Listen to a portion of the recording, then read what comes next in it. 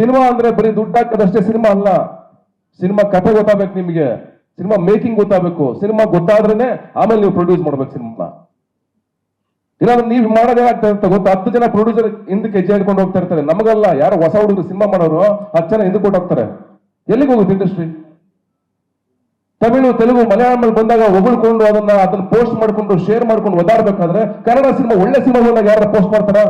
ಅದೇ ನಮ್ಮ ಕಾಲೆಲ್ಲ ಕಾಯ್ತಾ ಇರ್ತಾರೆ, ಇವನ್ ಸೋಲ್ ಸಿನಿಮಾ ನೆಕ್ಸ್ಟ್ ಆಗಸ್ಟ್ 14 ಅಲ್ವಾ, ನೋಡ್ತೀನಿ ಮಗನ ನೀನ್ ಏನ್ ತಪ್ಪಾಗ್ತಾ ಇದೆಯಾ, ನಾನು ಇವತ್ತು ಮಾತಾಡ್ತಾ ಇದ್ದೀನಲ್ವಾ, ಅದು ಕಮೆಂಟ್ ಹೋಗ್ತಾ ಇರುತ್ತೆ ಕೆಳಗಡೆ.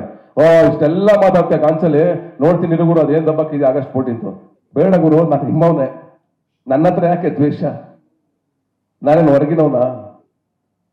ಐ ಹೋಪ್ ನಾವೆಲ್ಲ ಅರ್ಥ ಮಾಡ್ಕೋತೀವಿ, ಇಂಡಸ್ಟ್ರಿನ ಕಟ್ತೀವಿ. ಬರ್ಡೇ ದಿವಸ ಸ್ವಲ್ಪ ಸ್ಟ್ರಾಂಗ್ ಆಗಿ ಮಾತಾಡಿದೀನಿ, ಓಪನ್ ಆಗಿ, ಬೇಜಾರು ಮಾಡ್ಕೊಬಿಡಿ. ಯಾಕೆಂದ್ರೆ ಇವತ್ತು ಸ್ಪೆಷಲ್ ಆಗಿ ಶಾರದವ್ರು ಯಾವತ್ತು ಬರ್ದಿರೋರು ಇವತ್ತು ಬಂದ್ಬಿಡೋರು, ಹಂಗಾಗಿ ನಮ್ಗೆ ಖುಷಿ ಇವತ್ತು.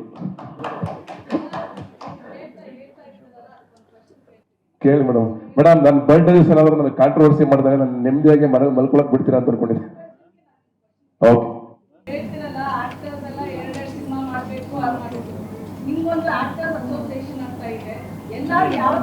ಆಕ್ಟರ್ಸ್ ಅಸೋಸಿಯೇಷನ್ ಯಾವತ್ತು ನಮ್ಮನ್ನೆಲ್ಲೂ ಕರೆದಿಲ್ಲ ಮೇಡಮ್.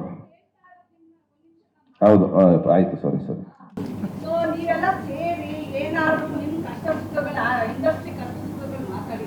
ಆ ತರದಾದ್ರೆ ಖುಷಿ.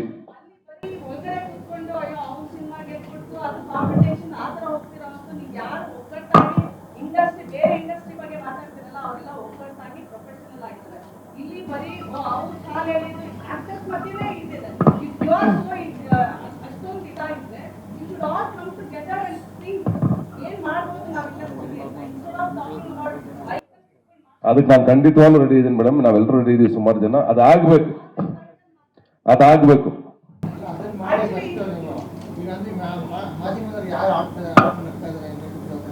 ಮಾಧ್ಯಮದವ್ರು ಆಡ್ಕೊಂಡು ನಗ್ತಾ ಇರೋದಲ್ಲ ನಾನು ಹೇಳ್ತಾ ಇರೋದು, ಸೋಷಿಯಲ್ ಮೀಡಿಯಾದಲ್ಲಿ ಜನಗಳ ಬಗ್ಗೆ ಹೇಳ್ತಾ ಇದ್ದೀನಿ ನಾನು, ಮಾಧ್ಯಮದವ್ರ ಬಗ್ಗೆ ಅಲ್ಲ. ಇಲ್ಲ, ನೀವು ಕನ್ಫ್ಯೂಸ್ ಮಾಡ್ಕೊಬೇಡಿ, ಮಾಧ್ಯಮದ ಬಗ್ಗೆ ಹೇಳಿಲ್ಲ ನಾನು.